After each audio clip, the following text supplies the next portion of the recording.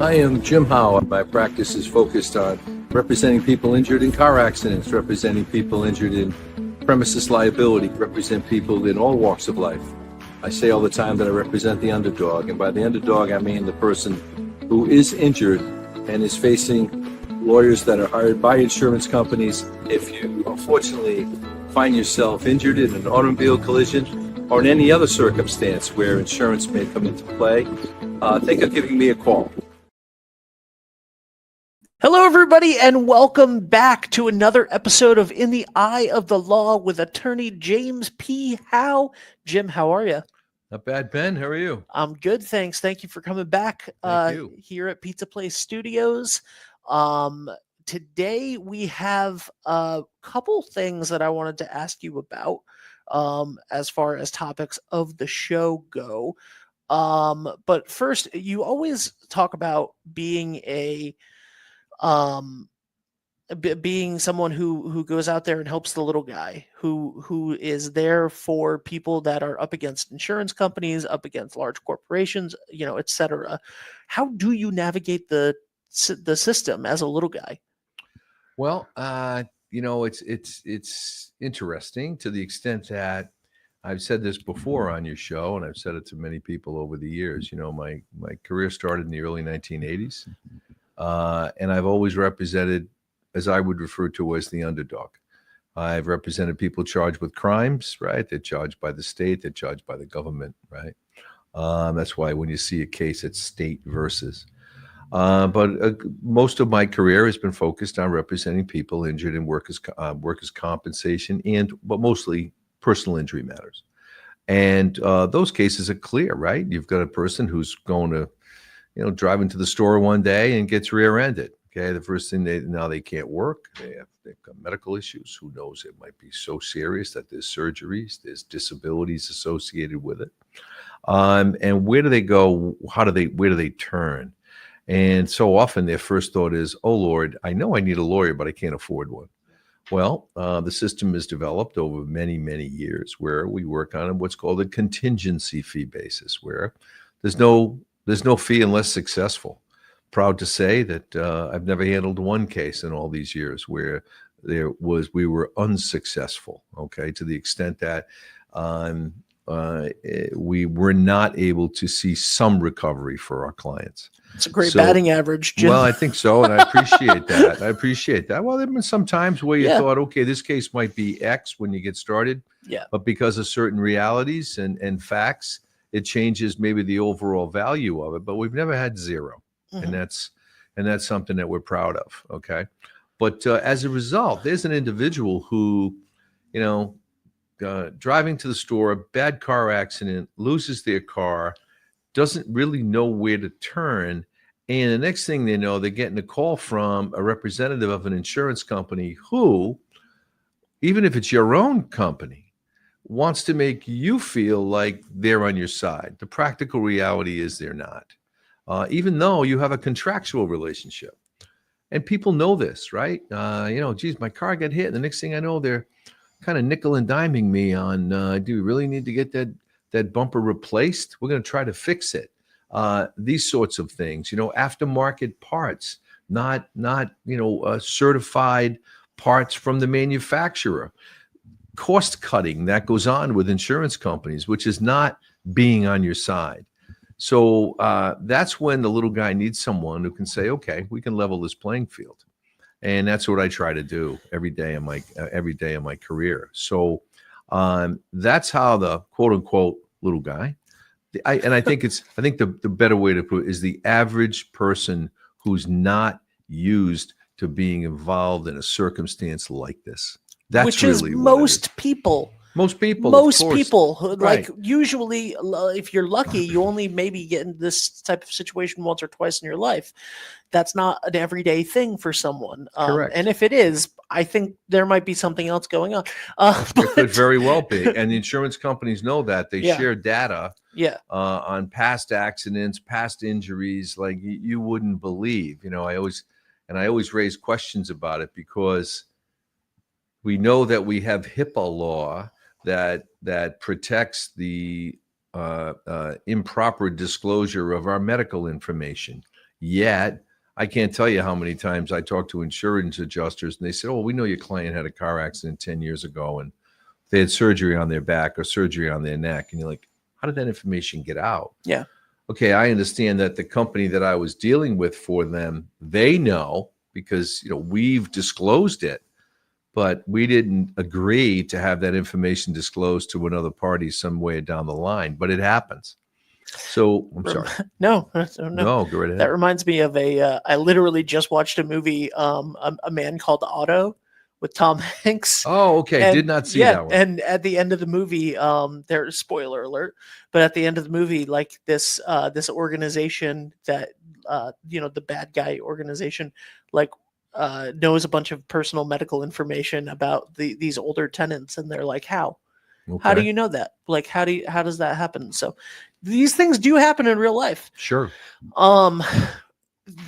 The fact that you don't do this all the time, not you, the fact that we don't do this all the time, right? Somebody who would be in a personal injury situation, there's somebody that would be wronged, someone that would be falsely accused of something, whatever it may be, that can cause a lot of anxiety around. I like, Jim, I love you. You're a great friend and a great podcast host here. Generally speaking, I don't want to talk to a lawyer. Generally speaking, I don't want to talk to a lawyer. That phrase is scary to me.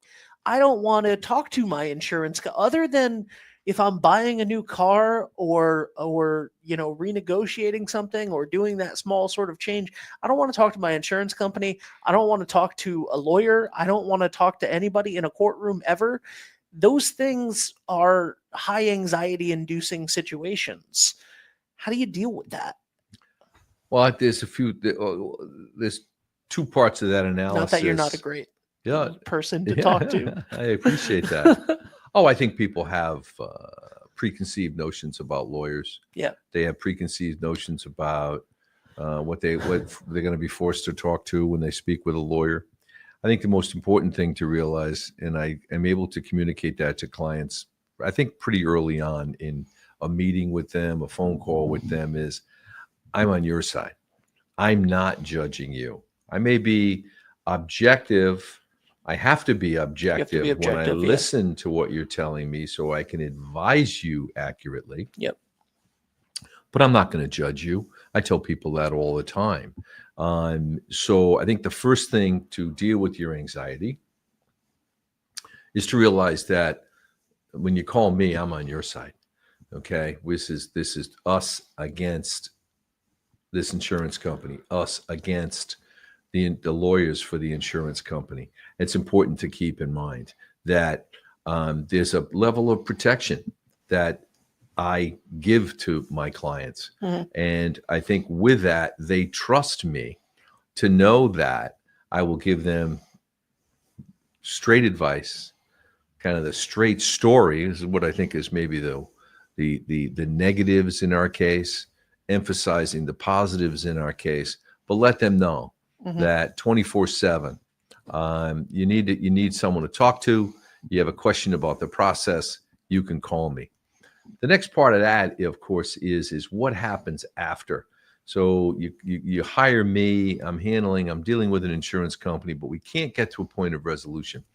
We have to file a lawsuit. I talk to my clients, I tell them why we're going to do it, what I believe we can gain from doing that, the reasons for it. The reality is it happens all the time. People, when there's a settled case, a client will say, why couldn't we have done this a few years ago?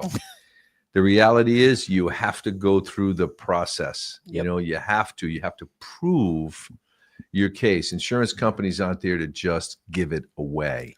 So with that said, I do a lot to assist my clients in recognizing that there's going to be some anxiety here, and how can we diminish it? How can we maybe even do away with it? Well, a few things that I do. I'm an open book with my clients. You want to see the documents that I'm preparing on your behalf? Here they are. I tell people all the time, just come on in the office. Yeah. Now, we've talked about that before. Sometimes people are maybe a little bit nervous about going in. I feel that after meeting me and me working for them for a while, they trust that I have their best interests at heart. So now we sit in my office and we talk about it. Here's why we're planning on doing this. Here is why. And here's the reaction to what we've done. There are 2 points in a civil lawsuit, personal injury lawsuit, that are really important for the party, the plaintiff involved, the injured person. One is when their deposition is going to be taken. And that is a deposition is sworn testimony. Doesn't happen in a courtroom. It happens. Speaking of anxiety, like, whew, yeah. Right. Yeah. So you've got a circumstance where, and what I do is I explain to my clients exactly what it is. I sit right next to you. Mhm. Okay. It's usually in a room somewhat like this. Sometimes it's a big conference room somewhere, legal books all over the walls. Yep. And, or in the shelves along the walls. And you're going to be asked questions by the lawyer for the other party. Maybe there's more than one lawyer. Maybe we've sued 2 or 3 entities on your behalf. So you're going to have questions asked by 1 or more lawyers. That is anxiety inducing. But I believe when knowledge is power, and I give my clients all the knowledge I believe that they need. 1, what's the format? What's it going to be like? What's it going to look like? What are the type of questions you're going to be asked? And then we do sort of almost a role play in my office, in my conference room. We'll go back and forth. Here's what we're trying to prove. Here's what they'd like to hone in on. Some of the potential weaknesses, things they'll try to emphasize. So I feel confident that when my client goes in to have their deposition taken, they're ready for everything. I tell them things like, you're not talking to a buddy. Yeah. This is so it's if you can get away with a yes or no answer, get away with a yes or no answer. If there's silence, a lot of times people, when they're a little nervous, if there's silence, they feel they have to be fill in talking. the silence. Fill Don't do it. right? Don't do that. Yeah, that would be me. Yeah, I know. And you know what? That would be me. Yeah. If I were in that situation. Yeah. So I believe that I give my clients the preparation they need. Yeah. The next point, of course, is if you're in a trial and you have to take that witness stand and tell your story. Again, preparation, myself and my clients. And the next thing that I've done over the years, I've done it many times over the years, I'll call a client and say, hey, why don't you meet me at the courthouse? Meet me at the courthouse. Our case is not going to go to trial for another 2 months, but meet me at the courthouse one day after work, or one day, maybe it'll be a lunch break. And clients are like, oh man, I'd love to. They're so interested in what is it going to look like. We'll walk through the courthouse. I'll say, look through that door. We're going to go into this courtroom. And when you walk in, this is the room we're going to be in, because that person in the robe sitting up there is the judge we're going to try our case before. Now, what people don't always realize is that unless there are particular types of legal matters going on, every courthouse is open to everybody. Yeah. I go on, and again, being a lawyer for a long time, I go on vacation. If I'm somewhere and I know, I look for a courthouse and I walk in. I've been doing it for years. My son has rolled his eyes. Really, Dad, we have to do this now. I remember many, many years ago going to St. Thomas in the Virgin Islands, which is the United States island, right? Yep. And there is the United States courthouse right there in St. Thomas, beautiful pink building. And I walked right in. I had, shorts on, a straw hat, and a sheriff looking at me, and I told him, hey, I'm a lawyer, and hey, come on in, come right in. So it's open. So what I've done, do to many clients, actually almost every client who I know is going to have to testify in a trial. Let's go in, let's walk around, let's listen to how some of the questions are asked, see what it's like, because it's not like television, but it's kind of like TV. Yeah. Right. Yeah. So if you watch Law and Order, which I'll watch some of those shows that show the dynamics of a courtroom, it's kind of the same. You'll see, in Rhode Island, a civil jury is 6 people, criminal jury is 12. You'll see where the jury sits. You'll see the judge there, the bailiff there, the clerk is there. All these things are kind of the same, even as they're dramatized in Hollywood. So that's what I try to do to, I think, as I said, I believe that knowledge is power. And if you know what you're going to be doing, you're in a much better position to deal with that and to, most importantly, get your personality out in front of a jury. Being in the room that you're going to be in just beforehand so that you know what it actually looks like is such an empowering thing, because when you don't know what something that you're walking into looks like, you can just, your mind can run wild. But the minute you're like, okay, I know the lay of the land in this place, that alone can put can put you at ease in such a way. Like, I literally will stress out if I'm going to a restaurant I've never been to, because I'm Okay. like, I don't know what it's like. I don't know what the seats are like. I don't know what the tables are like. I don't know how crowded it is. I don't know what the my mind, like walking someplace I've never been in a city or something, like driving somewhere I've never been versus going to a place that you've been. The second time you go somewhere, it's always easier. No So question. being able to go to a courthouse before you have to testify, just to be like, this is what it looks like. This is what it looks like. This is what it's going to feel like. I agree with that. The sounds, the sights. When you walk into a courthouse, And who knew it smells like popcorn in every courthouse in Rhode Island? Kidding. And the reality is, security in the courthouses have changed significantly over the arc of my career. Mhm. Now you walk in, there's metal detectors in every courthouse. Yep. When you walk in, it's anywhere from 2 to 3 to 4 members of the Rhode Island Sheriff's Department there. They're in uniform.